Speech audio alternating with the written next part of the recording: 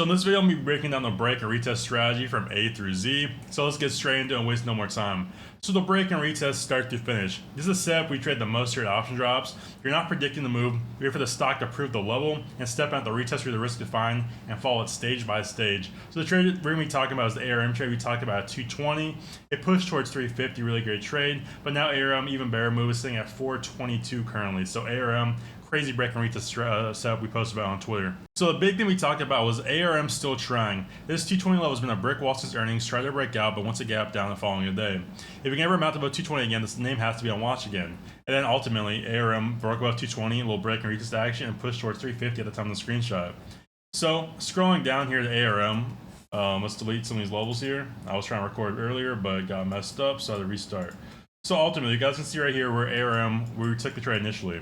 ARM was stuck in a box between $240 and $200, but you also had this low level resistance, but you also had some resistance at the 220 level. Then once I zoom down to the lower time frames, you had a break, retest the level as support, and pushed up higher towards 240, then ultimately breaking out towards 280, 300, and 350 inevitably. So zooming down to like the 30-minute time frame here on ARM, we'll go get a closer look at this Ranger stuck in here on between $240 and $200, and you guys can see where this level came from. So like I talked about this box here on ARM, you can see clearly chopping back and forth in this range right here between $240 and $200. But the more interesting level I was watching was 220 because it was 218 and 220, because this is where you kind of gapped up initially. Then look at all the lows you had of resistance turn support. You had initially support, then you had the break and retest right up here to push back up in the highs. But then also flipping to the other side, you also had resistance, and like I said, resistance turn support right here, and you had that break and retest the upside. So zooming down even lower here in ARM, let's go to like the 15-minute time frame. The break and retest is ultimately just waiting for the break above that level, retest the low as support, resistance turn newfound support, and push back in the highs or 240, which was the ultimate target for this trade, but ended up ripping up towards 350 on this trade. It tested the low multiple times as resistance and turn support. So you can see, even the day it broke out, resistance, you broke above right here at 218 at 12:30 Eastern time, and you turn this level back in support. You can see break, retest, push back up, then ultimately gapped up the following day, pushed up into 228 and 240 to make new all-time highs at the time on ARM stock. So this is why the break and retest is so beneficial and why it's such a good strategy. You don't have to front run the trade, just wait for the break. You want a real close beyond the level on expanding volume, not a wick that just pokes through and fills. The break is the stock proving the move is real. I'm sure you guys have seen people out there, or maybe yourselves personally, take so many trades because you're not patient waiting for the close with these levels.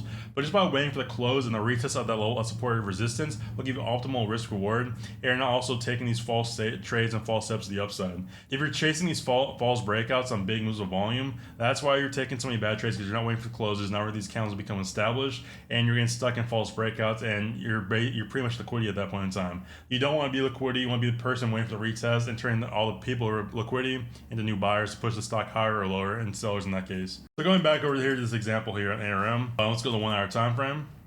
As you guys can see, ARM on the 1 hour time frame, look exactly what happened at this 220 level we had marked out. Let's turn this level back here, horizontal line. So 220, 218 was marked right here. So what's exactly what happened here on the 1 hour time frame ARM stock? Look at this strong candle you established right here. You broke above it. Again, at some point in the day, it was acting as resistance right here around the opening candle at 9:30 Eastern. But then ultimately, this candle ended up flipping above it, holding above it. You got a solid close at 224 in the hourly candle at 12:30 Eastern. And then again, break, retest, push back up, 235, new highs the following day on that gap up. And your risk reward is extremely tight here on this trade. Again, because you have solid levels and you're trying the break and retest strategy, you can put your stop loss below 218. You can put it down here, keep it pretty tight at 216. ARM is pretty spready, so you have to be careful with that. But you just take on the close of this candle, stops below the key level marked at 218, below the candle low down here like 214. So you're risking maybe $6, $10 on this trade, and ultimately the ultimate target, just take profit number one. ARM was up here around 240. So that off rip was a 1.5 hour trade if your risk was $10 to the downside. But if you got this first big move off the open towards 255, that turned your risk reward into a 3 hour trade, and ultimately ARM continued to go up, and that turned your trade into a 1.5 hour trade to an 8 hour trade just by winning their break and retest above 218, taking the candle close at 224, when your stops below the key level and trading it straight to the upside because your trade was never invalid. It just continued to rip to the upside. You could have scaled some out at 240 all-time highs right up here, scaled some profits up here, and just let the rest ride to the upside. Pretty straightforward trade on ARM, but let's keep on going here. So like we just talked about, you want to enter on the retest as we just talked about in the previous section here. So going back over to ARM on the 1 hour time frame, again, just put the horizontal line down here, 220. Zoom back in here, and this is exactly what we're looking for. So again, you broke above 220, 218 right here. You want to enter on the retest. So because you didn't get the exact retest down here, I kind of be looking for these highs down here around 221. So you can see right here, you pulled back to 221 and pushed back up off this retest down here. You didn't get the exact retest at 219, but came close enough down to this key level that would be interesting taking the trade and putting my stops down here below swing lows and just letting this trade right up to the upside.